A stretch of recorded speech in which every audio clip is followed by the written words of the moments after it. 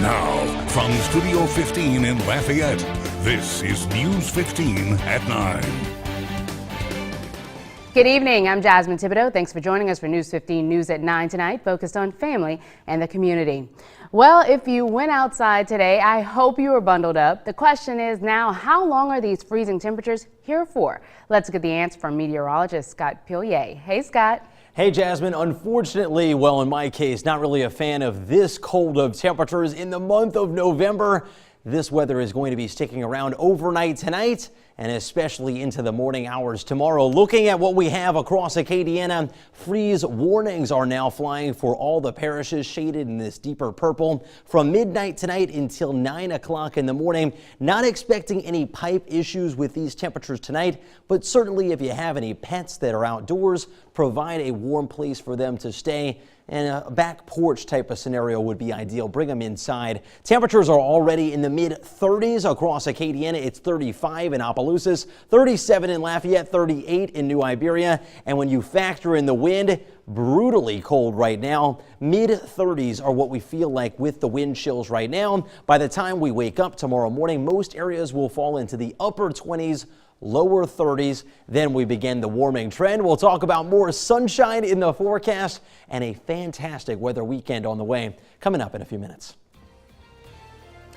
Thanks, Scott. Well, an Opelousas cold case from 1996 is now solved. This after a serial killer linked to more than 90 homicides across the country confesses to the crime. Although they've been waiting over 20 years, the family of victim 24-year-old Melissa Thomas says they finally have some answers to her murder. Words can't explain, I just thank God that it's done and she's at rest. Reginald Thomas's sister, 24-year-old Melissa, was found strangled to death on January 31st, 1996. 78-year-old Samuel Little, a convicted serial killer, recently confessed to her murder. Thomas's body was found under this tree near Little Zion Baptist Church in Opelousas. It's been 22 years now and I miss her like it was just yesterday. Dr. Emma Thomas is the youngest of their 5 siblings. Thomas tells me she vividly remembers the day she was informed of her sister's death.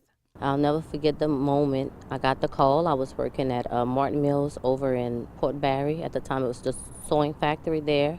And on the way to work, we passed here. This was our route. And who knew to think your sister? She didn't have a chance to have any kids, didn't have a chance to get married. And, it burns like a knife. Opelousas Sergeant Crystal LeBlanc interviewed Little, saying Little strangled Thomas with his hands. She tells me he didn't give her a motive for the killing. I still have questions as to why. And it's a scar that was open, but it won't be a deep wound as it was before.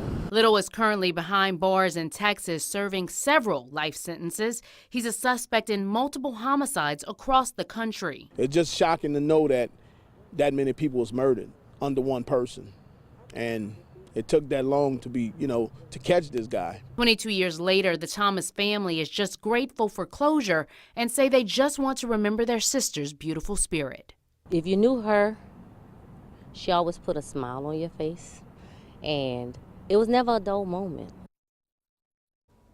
Now we have new information. Youngsville police have made an arrest in the city's first homicide in 8 years. Chief Ricky Boudreaux says the victim, 35-year-old Libby Malloy, was found dead, covered in blood in the 100 block of Vermilion Circle.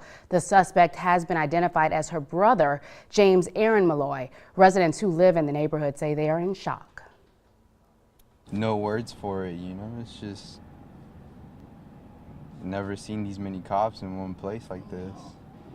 And I just never thought it would happen in here, especially in Youngsville. And a Lafayette grand jury indicted 2 18-year-olds today, Dontrell Clark and Zyshawn Rubin, both charged with second-degree murder in connection with the October shooting death of Ethan Smith of Dusson. 2 juveniles have also been charged in that case. Well, in other news, UL Lafayette is investigating a case of racist graffiti found on campus. A warning, this footage contains a graphic depiction of a racial slur. This video was uploaded to Twitter by an African-American UL student last night. The racial slur was found on a large thank you card signed by business students at the entrance of the new Mare Financial Lab in Mouton Hall. The card thanks the Mare family for its financial support of the lab. In that same thread, UL's official Twitter account responds that the university is passing the case along to the appropriate people and condemns this act of racism, saying it won't tolerate such behavior. Well, the Third Circuit Court of Appeals has reversed an Iberia Parish District judge's ruling that the new Iberia Buddhist Temples Board be disbanded and its property liquidated. The case stems from an ugly and long-running dispute within the temple between the board and 4 former board members who were ousted. The fight involved multiple appearances before Judge Lewis Pittman, who ultimately appointed a mediator to handle the dispute. Judge Lewis ruled in August of 2017 that the two sides couldn't resolve their differences and ordered the board dissolved and the temple's assets liquidated. The Third Circuit reversed that order and sent the case back to the lower court for further hearings. In other news tonight was the El Cito Zydeco and Blues 32nd annual food drive, full of food, fun, and fellowship. Attendees were asked for a donation of $12 upon entry, along with canned goods for Thanksgiving baskets to be made for those less fortunate. Raise the food and whatever donation we get. And on Tuesday next week, we're going to start distributing to all the families who have given us their names. And we're going to take it from there and we're going to come here, we're going to make the basket, and we're going to give them a time to start picking up. Well, News 15 is in the community at UL Lafayette, where members of the military were treated to a luncheon in the Student Union catered by Louisiana Spice. The event honored service members connected to the university through students, staff, and faculty. And the Clifton Chenier Library got a musical surprise this evening. The Tipitina's Foundation, Grammy nominee Anthony Dupsy, and the Zydeco Twisters and Councilman Patrick Lewis have teamed up to donate new instruments to the center. This will allow the public to check out brand new instruments. Able to check out musical instruments without the huge burden of the cost, because musical instruments can be very expensive and you never know who the next Grammy award-winning musician is. They may have the talent and the potential but not know it because they can't afford an instrument. So that's the goal, is to provide access. And access to the new instruments will be available in upcoming weeks. Well, Sawbriar Brewery is still looking for a place to call home. There have been multiple attempts to build the only microbrewery and brew pub in downtown Lafayette. After failing to get enough money via a Kickstarter campaign to build their business on Buchanan Street, the owners thought to downsize and bring the operation to Garfield Street. However, they failed to receive a conditional use permit from the city.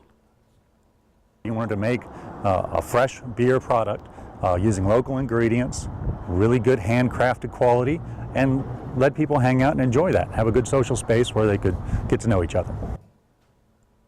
Well, a full house tonight at the Hilliard Museum as FBI agent Randy Deaton dove into the investigation of William J. Troy. Troy was a convicted forger prosecuted for imitating the works of renowned Louisiana folk artist Clementine Hunter. She was a self-taught artist from Natchitoches and the first African-American artist to have a solo exhibition at the present-day New Orleans Museum of Art. This be the magic number of Clementine Hunter forgeries that Mr. Troy created. Could it be? I would say probably. I think he created some more in the 1970s, but starting around 1999, 2000, I'm thinking this is the magic number. Meantime, in state news, Governor John Bel Edwards is in California participating in a public policy panel discussing criminal justice reform. He reflected on Louisiana's reforms over the last year plus. The forum includes elected officials as well as pro-reform celebrities. Coming up, the death toll from the raging California wildfires are climbing, as well as the number of missing people. The latest updates coming up next.